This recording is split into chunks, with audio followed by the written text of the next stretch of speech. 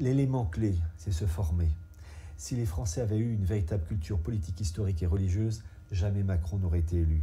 Si les Français avaient une véritable culture politique, économique, religieuse, ils auraient su que Macron était un young leader de la Fondation franco-américaine de la promotion 2012.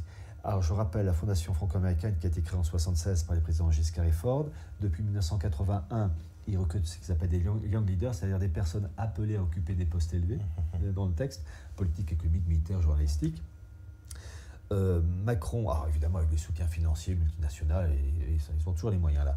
Et Macron est de la promo 2012, et dans la même promo, il y a qui? Il y a Édouard Philippe, le Premier ministre.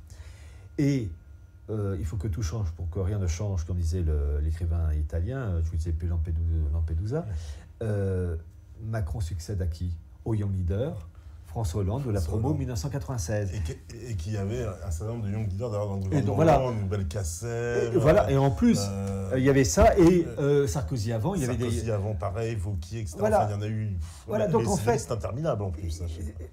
S'il y a vraiment une chose qu'il faut comprendre, il faut impérativement se former, avoir le système immunitaire, psychologique, moral, mental, pour ne pas se faire avoir par le système qui nous fourgue les mêmes plats avec simplement un vernis qui change. Et 90% des Français mordent à l'hameçon. Les Français ne sont pas formés, enfin c'est vrai pour les Espagnols et tous les peuples. C'est ça le drame, et c'est ce que j'ai essayé de faire avec ce bouquin. Oui. Donc ces élites françaises complètement cooptées, complètement soumises. Bruno Le Maire, dernièrement, membre du gouvernement Macron, oui. a mis en place un système juridique qui obéit non plus à la loi du droit romain, mais à la loi anglaise, avec la langue en anglais. C'est-à-dire que la formation doit se faire en anglais, en France. Voilà, bon, bah, mais que les Français ne se plaignent pas. S'ils avaient...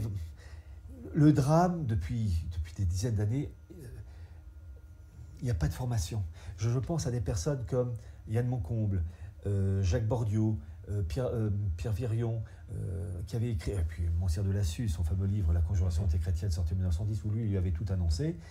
Mais les Français, mis à part une poignée, ils n'ont pas lu.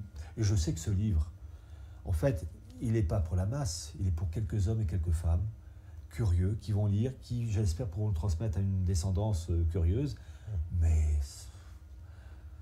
bon, on travaille pour un petit groupe, en fait.